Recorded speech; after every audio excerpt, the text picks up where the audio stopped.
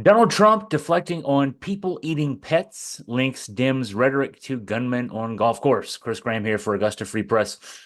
So Donald Trump is blaming the presence of a gunman on his golf course on Sunday on the quote rhetoric of Biden and Harris, which the ex-president, whose rhetoric on quote people eating dogs in Ohio City has led to numerous school and municipal office closings due to bomb threats from his MAGA base. He said that's what's causing me to be shot at. Well, one, he wasn't shot at yesterday. Fortunately for him and for the world, there was a man with a gun outside, just outside the perimeter of his golf course. More on this a little bit later. First, to Trump's comments, he was talking with Fox News Digital on Monday, and he pointed to comments from President Joe Biden and Vice President Kamala Harris as the issue here. He said, "I'm the one who's going to save the country, and they're the ones that are destroying the country, both from inside and out." Um, they are the opposite. He said that these are people that want to destroy our country. It's called the enemy from within. They are the real threat. Now, the weird part to this is part of his offensive all day long today, Monday, trying to say that he doesn't say anything of a threatening nature, of a violent nature, and yet they are the enemy from within. They are the real threat, is part of what he's saying there. It's really interesting to play these mental gymnastics with Donald Trump. The story that happened yesterday, let's just tell it like it happened. He was playing a round of golf, Trump was, at his West Palm Beach golf club, hours after his latest meltdown on social media. Yeah, Sunday morning, as is normal for him. I'm not sure what he eats at Mar-a-Lago. It can't be good because it tends to go through him quickly and lead to verbal and written diarrhea, like his all caps post late in the morning on Sunday, in which he declared, "I hate Taylor Swift," in all caps. So he pretty much posts that comment to his Truth Social failing network, um, and then goes out and plays golf. He was whisked away on hole five by the Secret Service after shots were fired several hundred yards ahead of him. What happened there was agents securing the course came up on a sniper's nest in which a former Greensboro, North Carolina based roofing contractor, guy named Ryan Wesley Routh, a 58-year-old, had set himself up with an AK-47 rifle, two backpacks for food and ceramic tiles, and a GoPro. And apparently, according to court documents, it was learned that this Ruth guy had set himself up overnight at the location. Having seen pictures of the location, uh, I guess like a lot of golf courses, uh, there was because you got to get there somehow. The access from the road, there were a really thick line of trees at this particular location. I mean, it hides the golf course and golfers from having to see the traffic and hides the traffic from being able to see in to what's going on the golf course. It's also an interesting place to secure perimeter wise. And so this man had been out there, according to his cell phone records, which were easy to access because this guy, a little bit of a nut job to say the least, had posted his cell phone number multiple times on social media, doxing himself. And so once agents who did not have to be Sherlock Holmes like to do this, once they saw his phone number, they were able to, get a pretty quick track on him to find out that he'd been there at 1:59 a.m. And then they were able to see where he was driving away from the scene. That's how they caught him on Interstate 95 about an hour later. So, but I'm getting ahead of myself there. Agents saw Ralph on the golf course. They saw a rifle. They say the word is that a rifle, an agent saw a rifle poking through the fence. That's good eyesight. See a rifle poking through a fence a few hundred yards up ahead. I guess I mean, these guys are trained, right? So the agents saw the rifle pointing in the direction, supposedly in the direction of the president. We've since learned that that's not exactly the case. Where Ralph was located, he did not have a clear shot at the president, at least where he was on the golf course at the time. Um, the agents fired at Ralph. He fled the scene and was apprehended about an hour later on 95. Um, some odd details. Apparently, someone witnessed Ralph leaving the scene, uh, getting into a car, wrote down his license plate number, and then authorities, I mean, from what we've been told, flew this person, this witness, to the scene when Ralph was apprehended to verify that that's the person that the witness saw. That seems a little odd. I mean, I don't know. That sounded a little weird here. That would be done yesterday and not later in a case. And it's just a little interesting. There's a lot weird about this story. Um, there is no indication that Ralph fired any shots, and in fact, now it seems 99.9%, if not 100% clear that Ralph did not fire any shots in this incident. Now, this Ralph fellow, so talk about a weird story. This Ralph fellow is a weird guy himself. Mishmash of political ideas, ideologies. A self-described Trump voter in 2016.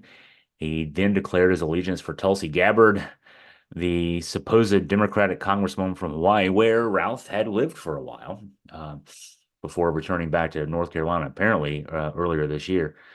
And we know Tulsi Gabbard is no longer not only not a Democrat, but she's that rabid Trump supporter who helped him prepare for last week's ABC News debate. And then in 2024 cycle, the Ralph Fellow had written online about his support for a dream Nikki Haley Vivek Ramaswamy ticket. Um, so he's a Republican, maybe a former Trump. I don't know about never Trump because he voted for Trump in 2016. And then he supports Gabbard and he supports the likes of Haley and Ramaswamy. Oh, okay, so this guy's all over the place, right? He also managed to somehow draw attention for himself in the media from some outlets like the New York Times and Agence France Presse for his harebrained scheme to recruit soldiers from Afghanistan. So not ex-US soldiers who fought in Afghanistan, but actual Afghan soldiers to smuggle through Pakistan to eventually get to Ukraine and help Ukraine defend itself against Russia. I mean, this is the definition of a harebrained scheme, but somehow he got these outlets to write about him. Even though later, I mean, I think I saw a quote from the New York Times writer who interviewed this guy, and he said he seemed like he was way out of his element to be talking about this. I mean, it's one thing to have an idea, and it's a harebrained idea. And then another thing, he actually says he met with officials in the Ukraine government. One, I'm going to mispronounce his name, Alexander Shaguri. That's probably pretty close. An officer in the Foreigners Coordination Department of the Ukraine Land Forces Command told CNN that, quote, the best way to describe his messages is delusional ideas. So somehow he was able to convince some important people to listen to him, but they quickly realized there wasn't much there. If anything, this guy comes across as a disillusioned ex-Trumper. He was critical of Trump's decision to withdraw from the Iran nuclear deal in 2018, well, which he referred to online as a tremendous blunder. Uh, Ralph wrote in 2020 that he, quote, hoped that President Trump would be different and better than the candidate, but we all were greatly disappointed, is what he said. I meant to say greatly disappointed. And it seems he said this was more directed straight to Trump. It seems you are getting worse and devolving. I will be glad when you gone. Um, so he didn't actually fire shots, and as a result of that, he's facing just gun charges at this stage. Two federal gun charges, in fact, one possession of a firearm as a convicted felon. There was something about a 2002 road rage incident where he holed himself up in an office building with a gun. That's a felony. And then also possessing a firearm with an obliterated serial number. That one's kind of weird too. The serial number was scratched off. That'll make it hard for authorities to trace where it came from, how it was purchased, that kind of thing. I mean, a convicted felon in possession of one of these weapons of war certainly could lead to charges for someone else, but the serial number scratched, so it might make it hard to figure that out. The legal exposure is 15 years on the possession by a felon charge and 5 years on the serial number charge. So this, I mean, get back to Trump now and his claiming that Democrats are the reason for this. Uh, Springfield, Ohio is still pretty much shut down today with bomb threats being called in to schools, called in and emailed into schools. I mean, municipal offices. They've had to cancel a festival plan for this week um, because the Trump loving MAGA. That's how they respond when their dear leader says that immigrants in Springfield, Ohio, are eating pets. They want to shut the town down. Um, This is a line. I'm going to read you a quote from the Trump loving mayor of Springfield, maybe former Trump loving mayor now. He's still the mayor, but he's former Trump loving, I think. A guy named Rob Rue. Um, any political leader that takes a national stage and has the national spotlight, Rue said, needs to understand the gravity of the words that they have for cities like ours and what they say impacts our city. We've had bomb threats the last 2 days. We've had personal threats the last 2 days, and it's increasing because the national stage is swirling this up. Springfield, Ohio is caught in the political vortex, and it's a bit out of control. We are a wonderful city, a beautiful town, and for what it's worth, your pets are safe in Springfield, Ohio. Ridiculous that anyone has to say this, but this is a Republican Trump loving Republican mayor. Uh, this is what Rob Rue told the mayor of Springfield, told Politico, the news website. And then he added, after being asked how he's planning to vote in the 2024 election, I'm probably not going to answer that question.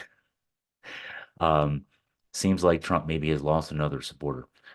There may be some news on that front on the beautiful Mrs. Mahomes, as Trump called Brittany Mahomes, the wife of Patrick Mahomes, the Kansas City Chiefs quarterback. Who apparently is having buyer's remorse after the I hate Taylor Swift line yesterday morning. She's besties with Taylor Swift and probably thinks that I hate Taylor Swift is a line too far for the person she wants to support for president in 2024. Just all this stuff. This is the TV show Veep in real life. And I'm doing this video on September 16th. We got several weeks, 7 weeks, I think, to go until the election. This is just crazy times. Hey, go to Augusta Free Press for all the latest news, breaking news, political news, sports news. If you have anything for me in terms of news tips or comments or questions, email me at chris@augustafreepress.com.